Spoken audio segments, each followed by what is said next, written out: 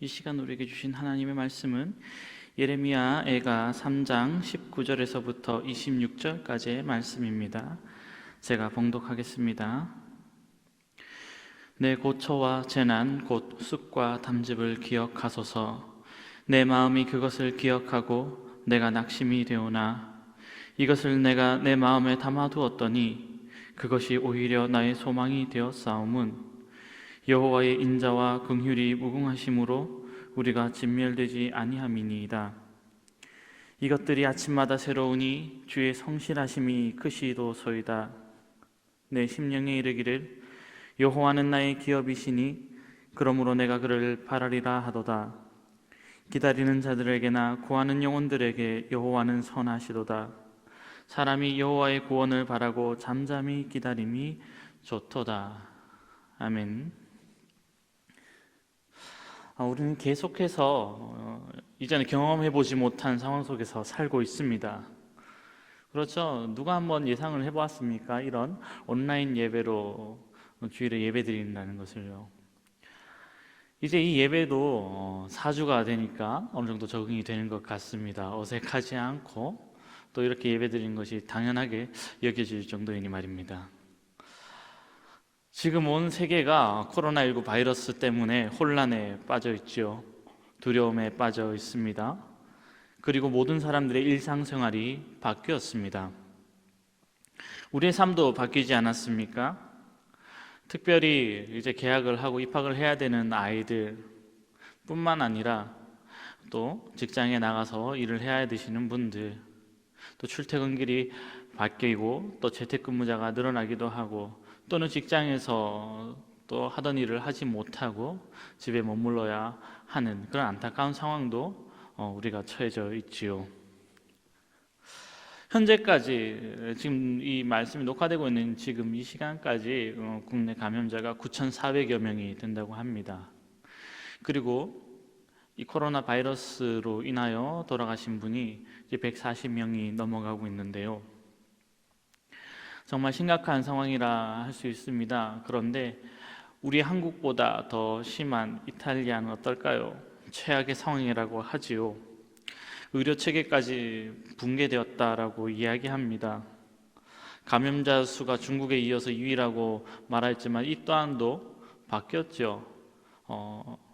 감염자 수는 기하급수적으로 늘어나고 사망자 수도 이미 중국의 사망자 수보다 넘어섰다고 얘기합니다. 전국적으로 여행 이동이 제한되어 있지요. 이탈리아뿐만 아닙니다. 스페인, 또 독일, 프랑스, 스위스 등 유럽 전역에 바이러스가 계속 확산되고 있습니다. 유럽뿐만 아니죠. 미국도 기하급수적으로 확진자가 늘어나고 있습니다. 일본도 마찬가지입니다.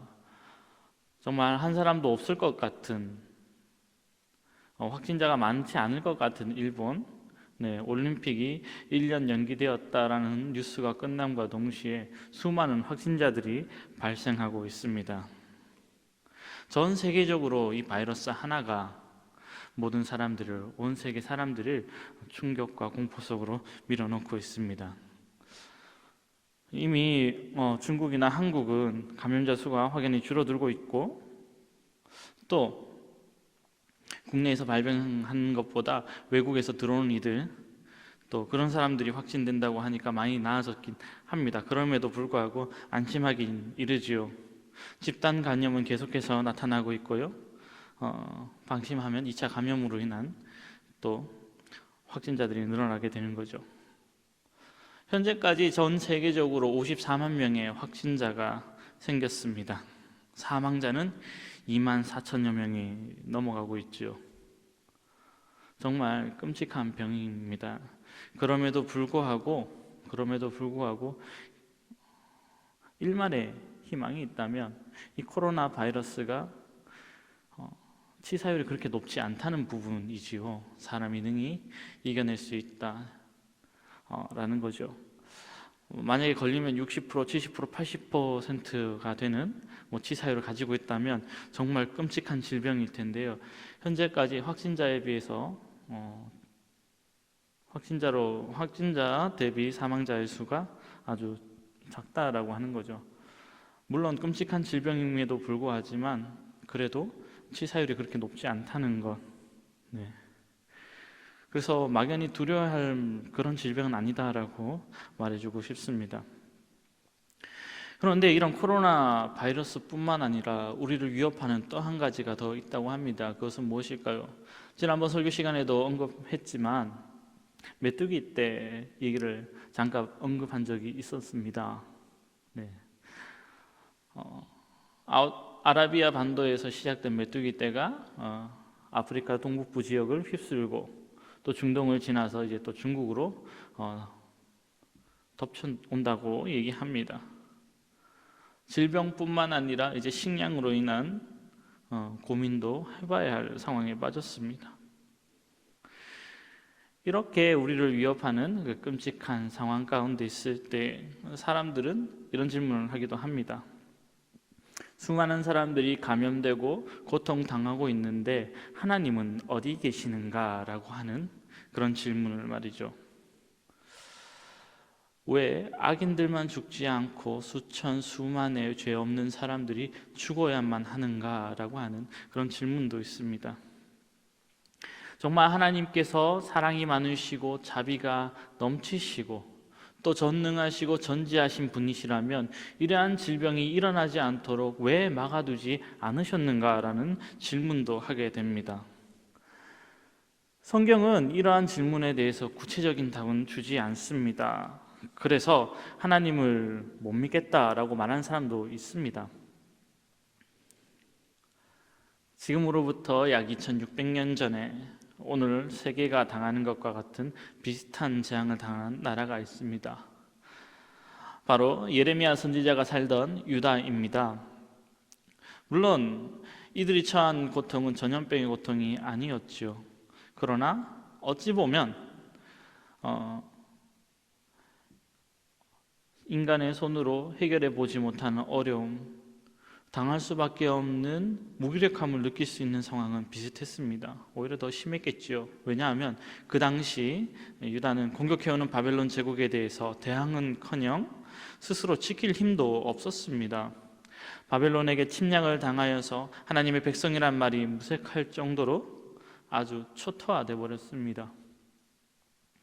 그때 왕을 비롯해서 귀족들 또 사회 상류층인 사람들은 모두 다 바벨론으로 잡혀가게 되었습니다.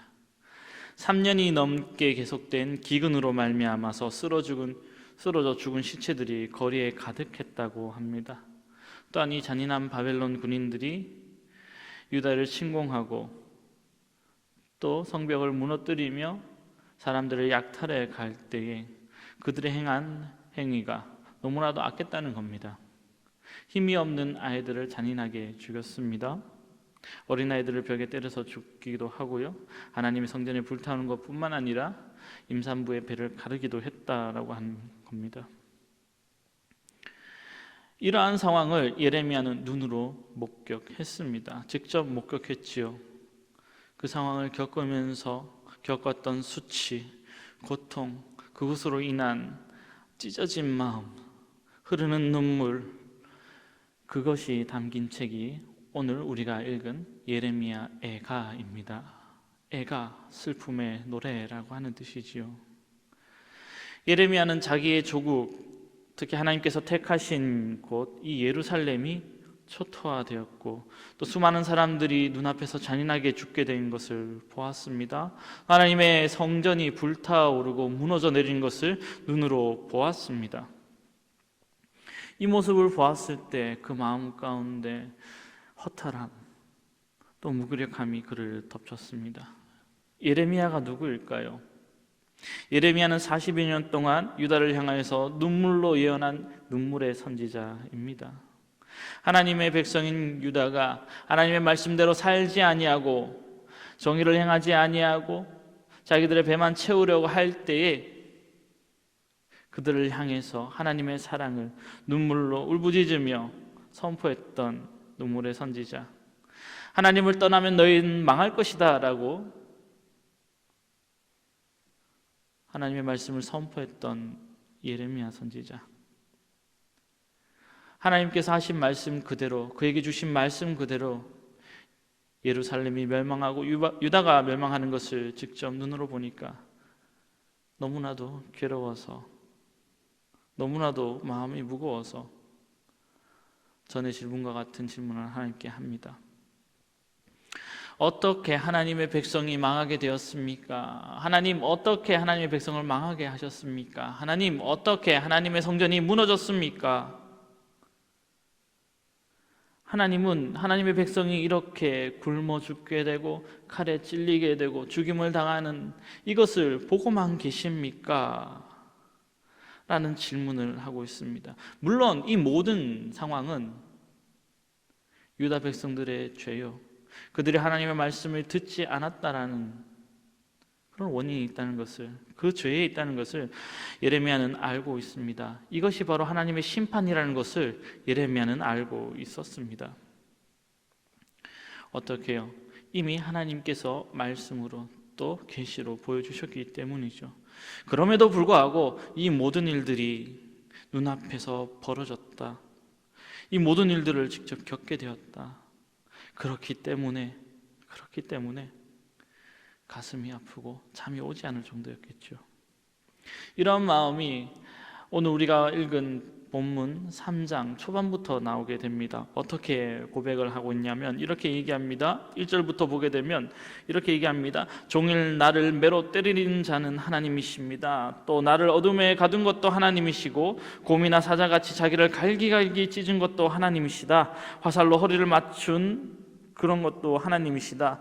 쑥을 쓴 물을 마셔야 한 것도 하나님이시다. 돌로 내 이를 쳐서 부러뜨린 것도 하나님이고 재로 나를 덮은 것도 하나님이시다. 자신의 마음의 평강을 다 빼앗은 것도 하나님이시다 라고 말하고 있습니다. 요약하자면 지금 내가 겪게 되는 이 모든 상황은 다 하나님 때문이다 라고 하면서 하나님을 원망하고 있습니다. 그러면서 이제 내가 하나님께 두었던 모든 희망은 사라졌다라고 단식하고 있습니다. 하나님의 부르심을 받아서 하나님의 말씀을 전했던 이 예레미야, 철저히 하나님의 말씀을 순종했던 그 예레미야도 이러한 고통과 고난이 다가왔을 때에는 하나님을 원망하고 하나님께 불평을 쏟았다는 겁니다. 19절부터 20절의 말씀을 제가 읽어드리겠습니다. 내 고초와 재난 곧 쑥과 담즙을 기억하소서. 내 마음이 그것을 기억하고 내가 낙심이 되오나. 19절 끝에 기억하소서라고 하는 말은 기억하소서라고 번역되었지만 원어는 기억합니다라고 기억합니다가 맞습니다. 그러니까 19절 말씀, 내 고초와 재난 곧 쑥과 담즙을 기억합니다라는 말이죠. 예레미야는요, 자기의 조국에 겪게 된 모든 아픔, 슬픔, 고난, 이 모든 것을 기억한다라고 말하고 있습니다. 눈을 감아도 그것이 눈앞에서 사라지지 않는다는 겁니다. 이 모든 것을 기억하니까 그 결과 나는 낙심이 된다라고 이야기하고 있습니다. 여러분들에게는 그런 아픔의 경험이 있지 않습니까? 이 세상을 살아가면서 내가 겪었던 수많은 어려움과 정말 힘들었던 그 순간들, 그 당시에 그 어려움 가운데 있을 때 여러분들은 어떻게 보내었습니까? 그를 생각하면 그 괴로운 마음이 내 마음을 찌르고 또 굉장히 아프죠. 그런데 우리가 분명히 아는 것은요, 인생에 다 고난이 있다는 거죠. 사람에 따라서 정도의 차이가 있다라고 하지만 그 누구나 다 피할 수 없는 것이 이 고난이라는 겁니다. 고난이 없는 인생은 없죠. 고난이 없는 사람은 죽은 사람이다라고 말을 하기도 합니다. 누구든지 예외 없이 인생에 어려움이 있습니다. 특히 인간관계에서 우리가 많은 아픔을 겪게 되는데요. 젊은 부부라든지 좀 젊은 연인이라든지 그들의 대화를 보면 어느 농담 반 진담 반으로 한 얘기가 있습니다. 뭐냐면 믿었는데 속았다, 배신당했다, 참 이런 사람인 줄 몰랐다라고 하는 표현이 있는데요. 그런데요, 사실은 속은 것도 아니고 배신당한 것도 아니고 이런 사람인 줄 모르는 것도 아니죠. 원래 그랬다는 겁니다. 내 옆에 있는 사람, 나와 가까이 있는 사람, 내가 사귀고 있는 사람 모두가 다 죄인이라는 겁니다. 그 사람도 죄인이고 나도 죄인이라는 사실을 인정해야 되는 거죠. 기대치를 낮추라는 겁니다. 어떻게 살아가야 될까요? 서로 은혜로 함께 살아가면서 사는 것을 감사하면서 살아야 하는 거죠. 이 세상도 원래 그렇습니다. 갑자기 세상이 악해지고 타락해지고 망가진 것이 아닙니다. 어느 날 뉴스를 보니까 짠 하고 테러리스트들이 갑자기 등장하는 것은 아닙니다. 옛날에는 이보다 더 큰, 더 악한, 끔찍한 사건들이 많았습니다. 인권 이런 것도 없었죠. 사실 하나님께서 이 세상을 선하게 창조하셨지만 인간으로부터 죄가 이 땅에 들어오게 되었죠. 그리고 악해졌습니다. 이 악해지고 불완전한 이 세상, 온갖 어려움과 고통이 존재할 수밖에 없습니다. 그렇기 때문에 어려운 일이나 비극이 일어날 때 너무 놀랄 필요는 없습니다. 물론 당장은 괴롭고 힘듭니다. 그러나 그 고통을 늘 기억하면서 날마다 고통을 묵상해서는 안 된다는 겁니다. 날마다 그 고통에 억눌려 있어서는 안 된다는 겁니다. 우리가 항상 기억하고 우리가 항상 묵상해야 될 것은 하나님의 말씀밖에 없습니다. 하나님께서 주시는 그 귀한 말씀을 날마다 묵상하며 생각하며 나아갈 때에 그것은 우리에게 힘이 됩니다. 소망됩니다. 우리에게 위로를 줍니다. 그러나 그 고통을 생각하고 그 고통 가운데 억눌렸으면 낙심과 괴로움밖에 남지 않습니다. 혹시 여러분들 가운데 이전에 일어났던 나쁜 일, 그 일 때문에 내 마음이 괴로울 때가 있습니까? 그러면 그때는 어떻게 해야 할까요? 그때 바로 주님을 바라보라는 겁니다. 그때 하나님께 기도해야 한다는 겁니다. 잘못하고 죄를 지은 것이 있더라도 하나님께 죄를 고백하면 이미 용서해 주십니다. 그런데요, 이것을 방해하는 사탄은 우리가 조금만 틈을 보여도 자꾸만 이전에 저질렀던 죄가 기억나게 합니다. 자꾸 떠오르게 합니다. 그래서 우리로 하여금 주님의 말씀을 묵상하게 해야 하지만 우리의 죄, 우리의 잘못, 우리가 겪었던 모든 어려움들을 기억나게 하고 우리를 억누르려고 하고 있습니다. 그리고 우리로 하여금 낙심하게 하고 좌절하게 만듭니다. 이것이 바로 사탄의 전략입니다. 여기에 우리가 속아서는 안 된다는 말씀입니다. 이런 일이 있을 때, 어려운 일이 있을 때라도 하나님의 말씀을 묵상하며 하나님을 의지하며 나아가야 한다는 겁니다. 나에게는 아무 힘이 없지만 내 안에 계신 우리 주님께서 역사하여 주시고 또 살아계신 하나님의 말씀이 나를 감싸 주시기 때문에 이 모든 일을 능히 감당해내리라 믿습니다. 이처럼 완전히 낙심에 빠지고 소망이 전혀 없는 그런 상황인데도 예레미야의 입술에서 나오는 말이 반전이 나타나게 됩니다. 나는 이제 소망을 잃었다, 아무 희망도 없다라고 하지만 갑자기 예레미야가 소망을 가지게 되는데요. 뭐라고 말하고 있습니까? 20절 말씀에서는 분명히 나는 소망이 없다라고 얘기했지만 21절은 이렇게 말하고 있습니다. 이것을 내가 내 마음에 담아두었더니 그것이 오히려 나의 소망이 되었사옴은. 네. 분명히 앞절에서는 낙심이 되었다라고 얘기하지만 21절에서는 소망이 되었다라고 얘기합니다. 22절과 23절 계속해서 읽도록 하겠습니다.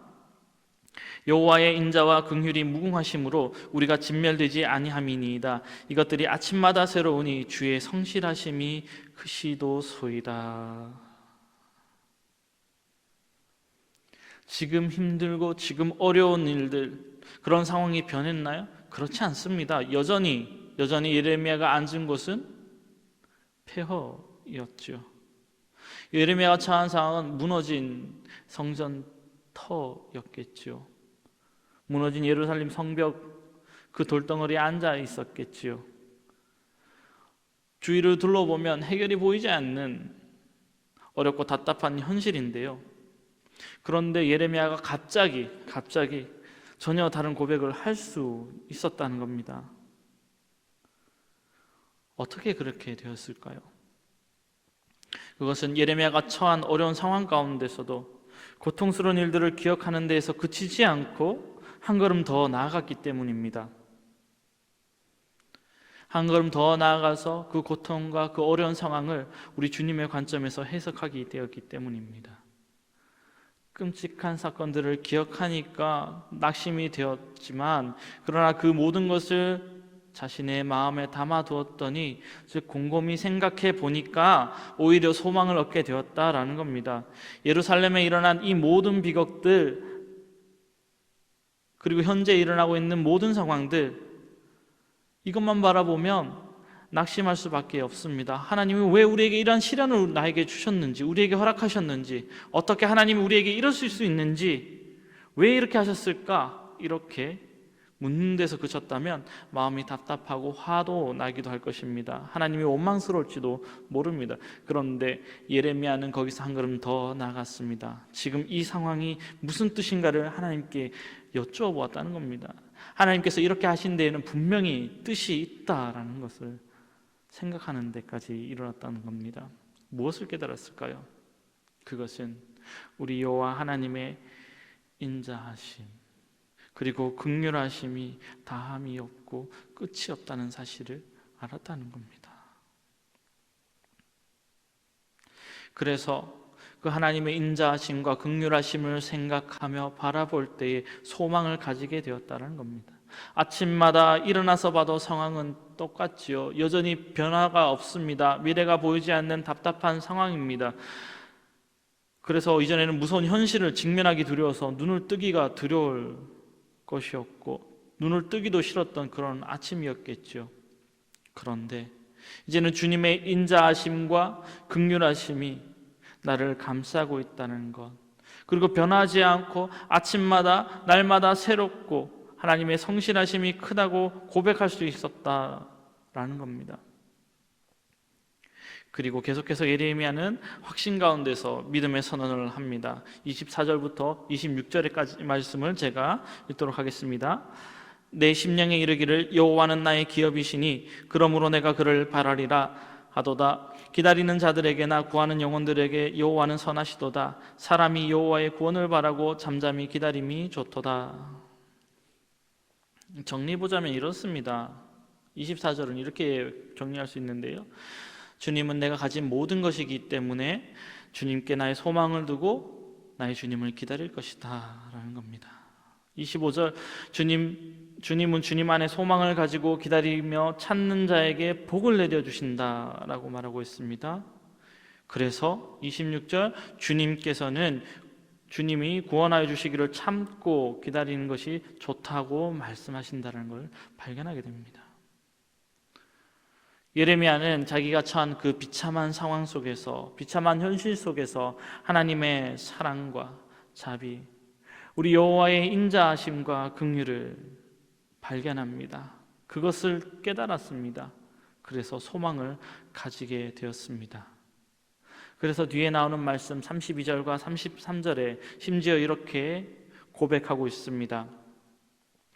그가 비록 근심하게 하시나 그의 풍부한 인자하심에 따라 긍휼히 여기실 것임이라. 주께서 인생으로 고생하게 하시며 근심하게 하심은 본심이 아니시로다. 아멘. 근심하게 하시지만 그의 풍부하신 인자하심에 따라 긍휼히 여길 것이다. 어려운 가운데 있을지라도 하나님은 그의 인자와 또 긍휼을 한없이 베풀어 주신다는 겁니다. 그리고 인생으로 하여금 고난을 당하게 하는 것, 근심하게 하는 것은 우리 하나님의 본래의 뜻이 아니다라고 말해 주고 있습니다. 어떻게 예레미야의 마음의 변화가 이렇게 되었을까요? 어떻게 이런 일이 생기게 되었을까요? 21절 말씀 다시 보겠습니다. 이것을 내가 내 마음에 담아 두었더니 라고 말하고 있습니다. 마음속으로 깊이 생각했다는 겁니다. 바로 이것입니다. 예레미야는 마음속으로 아주 깊이 고민하고 묵상하면서 생각했습니다. 일어난 사실들만 본 것이 아니라 또 과거의 아픔들을 기억하기만 한 것이 아니라 생각을 했다는 겁니다. 저 생각 좀 하면 살자라고 하듯이 정말 그 사람은, 예레미야는 생각을 하면서 이것이 무슨 뜻이 있는가 마음속에 깊이 새겨놓았다는 겁니다. 이 비참한 상황을 믿음의 눈으로 다시 바라보았다는 겁니다. 이것이 중요합니다. 그냥 보고 그대로 몸이 반응한 것이 아니라 깊이 생각을 했다는 겁니다. 사랑하는 베델 청년 여러분, 지금 우리는 모두가 겪어보지 못한 상황에 처해 있습니다. 서로 조심하는 것 외에는 우리가 어떻게 할 수 없는 참 답답하고 불안한 상태입니다. 우리가 도저히 해결할 수 없는 현실입니다. 이때 우리는 무엇을 하고 있습니까? 또 무엇을 해야 합니까? 걱정하고 불안해하고 답답해하고 원망하는 것입니까? 거기서 멈추는 것은 아닙니다. 이 어려운 현실 때문에 마냥 괴로워하고 낙심하고 불안해하는 것이 아니라 거기에서 한 차원 더 올라가야 한다는 겁니다. 한 차원 더 올라가서 이 사건을 우리 주님의 눈으로 바라보아야 한다는 겁니다. 내 눈으로 바라보는 것이 아니라, 이 현상만을 가지고 바라보는 것이 아니라 이 현상 위에서 이 모든 것을 바라보시는 하나님의 눈을 가지고 바라보아야 한다는 것입니다. 그냥 바라보면 낙심할 수밖에 없는 모두가 힘든 상황인 것을 우리는 다 알고 있습니다. 그런데 지금 일어나고 있는 일을 마음에 담아두고 깊이 생각하면서 재해석해 보는 것, 그래서 그 가운데 있는 하나님의 뜻을 발견하는 그런 자세가 우리에게 필요합니다. 우리가 해야 할 일입니다. 이게 전부가 아니다. 이것을 통해서 하나님께서 분명히 하신 말씀이 있다. 하나님의 뜻이 있다. 주님께서 분명히 우리에게 말씀하기를 원하신다라는 겁니다.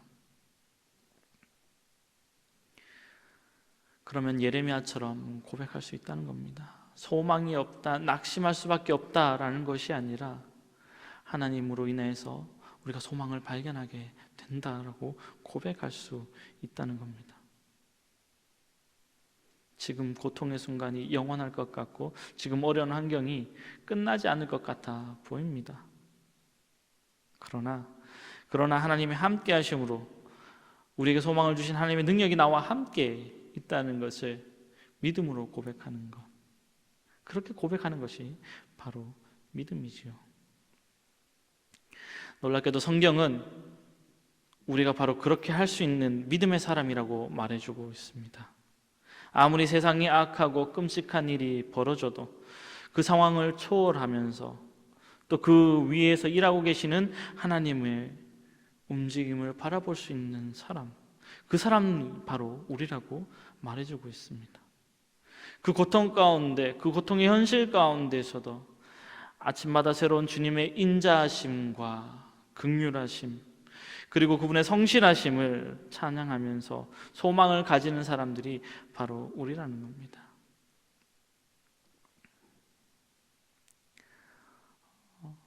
말씀을 맺으면서 여러분들에게 전해주고 싶은 격언이 있습니다. 영국의 격언이죠. 잔잔한 바다에는 좋은 백사공이 만들어지지 않는다. 좋은 백사공, 거친 파도를 이겨내는, 그리고 이길 수 있는 그런 백사공, 거친 바다에서 탄생하게 되는 거죠. 위에도 여러 말이 있죠. 우리가 잘 아는 말 중에서 의학계에 크게 공헌한 606호 페니실린은 605차례의 쓰라린 실패 뒤에 찾은 성공의 이름이다라고 하는 것. 네. 순도 99.9%의 순금이 나오기까지는 광산에서 캐낸 그 광석을 잘게 깨어서 부수고 씻고 끓이는 과정을 거쳐야 한다는 거죠. 연단이 필요하다는 겁니다. 이것은 무엇을 얘기할까요? 누구에게나 다 어려움은 다가오지만 그러나 그것이 우리를 연단시키는 것, 더 좋은 사람으로 연단시키려고 하는 그런 과정이라는 것을 이미 우리는 알고 있지요. 우리가 겪고 있는 이 어려운 가운데 소망을 발견할 줄 아는 그런 믿음의 사람이 되길 원합니다. 이번 이 코로나19 사태, 우리가 겪게 되는 어려운 현실 속에서 우리의 믿음이 정말 진정한 믿음인지 우리가 한번 테스트하는 시간이 될 것입니다. 이 어려운 시간 속에서 하나님의 눈으로 바라보기를 원합니다. 고통 가운데 있을지라도 그 가운데서 소망을 발견하기를 원합니다. 그 자리에 앉아서 불안해하고 좌절하고 낙심하는 것이 아니라 날마다 아침마다 새로우신 주님의 인자하심과 긍휼을 바라보며 소망을 발견하는 저와 여러분들이 되기를 주님의 이름으로 축복합니다. 기도하겠습니다. 사랑의 하나님, 하나님의 은혜를 감사합니다. 비록 온 세계가 코로나19 바이러스 가운데 두려움 가운데 있을지라도 환난 가운데 있을지라도 하나님께 소망을 두는 믿음의 사람으로 우리를 불러주시고 세워주심을 감사합니다. 코로나19 바이러스뿐만 아니라 우리의 삶을 위협하는 모든 어려움 가운데서도 낙심하지 아니하고 불안해하지 아니하며 그 가운데 항상 함께 있는 우리 주님의 인자하심과 긍휼하심을 바라보는 믿음의 사람이 되게 하여 주시옵소서. 그리고 그 가운데서 소망을 발견하며 주님 주신 평안을 온전히 누리는 주님의 귀한 자녀들이 될 수 있도록 주님 인도하여 주시옵소서. 살아계신 예수님의 이름으로 기도드립니다. 아멘.